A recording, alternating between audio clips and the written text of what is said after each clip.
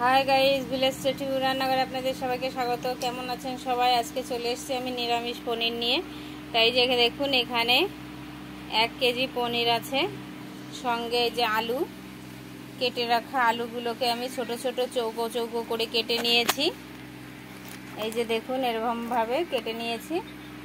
আর এই যে পনির কিছুটা কেটেছি, আর কিছুটা এই যে এখনো বাকি রয়েছে, এগুলো কাটবো। তো এখানে 1 কেজি পনির আছে। এই পনিরই নিরামিষ আজকে আমি রেসিপি তৈরি করে দেখাবো। আপনারা প্রথম থেকে শেষ পর্যন্ত পুরো ভিডিওটা দেখতে থাকুন। এই পনির কিছুটা কেটেছি, আর এইগুলো বাকিটা কেটে নেব। এখন কেটে নিয়ে তারপরে দেখাচ্ছি। এই যে কড়াইতে তেল দিয়ে দিয়েছি, আলুগুলোকে ভেজে নেব।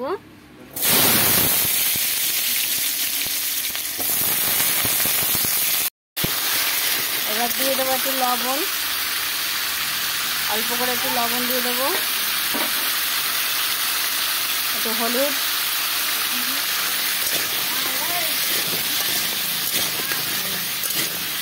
একটু ভালো করে ভাজা ভাজা করে নেবো, লাল লাল করে।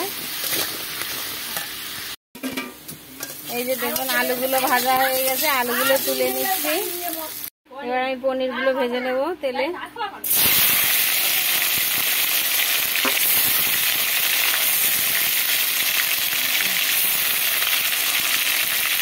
অল্প অল্প করে পনিরগুলো ভেজে নেবো, একবারে ভাজা যাবে না, তাহলে গুঁড়ো গুঁড়ো হয়ে যাবে। বেশি লাল করা যাবে না, হালকা একটু লাল করে ভেজে নেব। এই যে পনিরগুলো এরকমভাবে ভেজে নেব। পনিরগুলো এবার তুলে নিচ্ছি, আর বেশি লাল করব না। এবার বাকিগুলোও ভেজে নেব এরকমভাবে।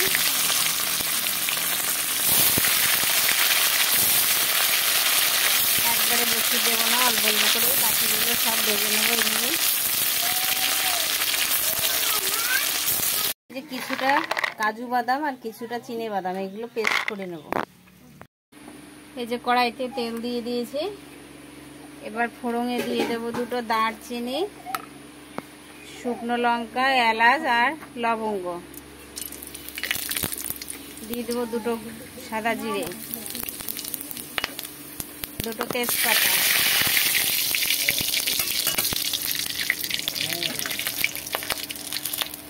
দিয়ে দেবো একটু আদা বাটা, দিয়ে দেবো একটু টমেটো কেচাপ,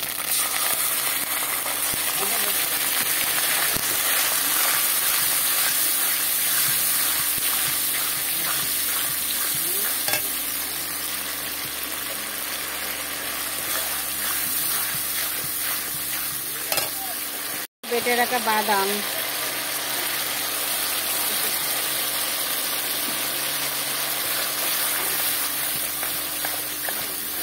পেস্ট করে রাখা কাজু বাদাম আর চিনে বাদাম।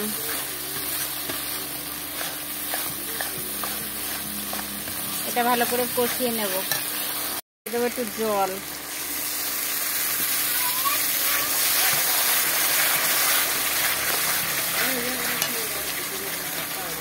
এবার দিয়ে দেবো এর মধ্যে একটু 1 চামচ ধনের গুঁড়ো, 1 চামচ জিরের গুঁড়ো, একটু শুকনো লঙ্কার গুঁড়ি।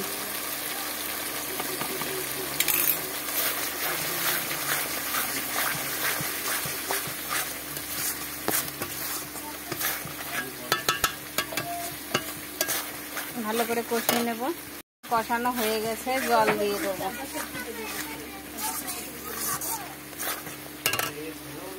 দিয়ে দেবো জল।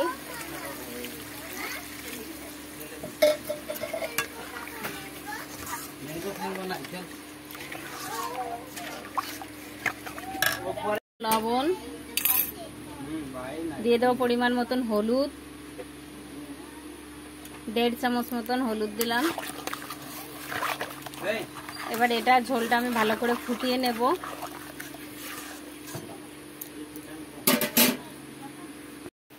ঝোল ফুটে উঠেছে, দিয়ে দেবো ভেজে রাখা আলু, ভেজে রাখা পনির,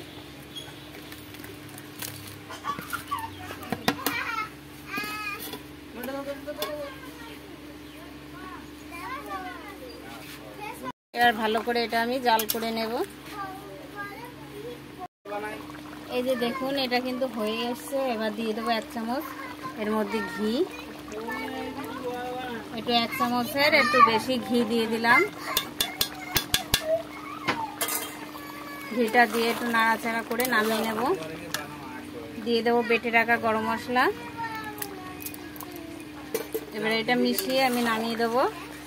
নিরামিষ পনির পুরো পেঁয়াজ রসুন ছাড়া তৈরি হয়ে গেল আমার।